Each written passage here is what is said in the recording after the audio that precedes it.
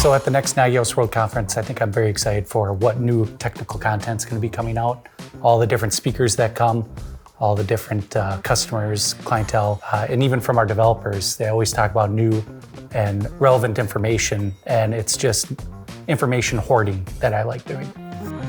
Sometimes you can attend seminars where it's just a lot of hollow information, but here you're actually going to get actual meat on the bone, real information that it's going to help you on your day-to-day. What particular topic am I looking forward to? That would probably be anything about artificial intelligence. And I'm always interested in what kind of security information, how people are locking down their environments using XI. When our customers come, we want to have a good time. We're going to make sure you have a good time.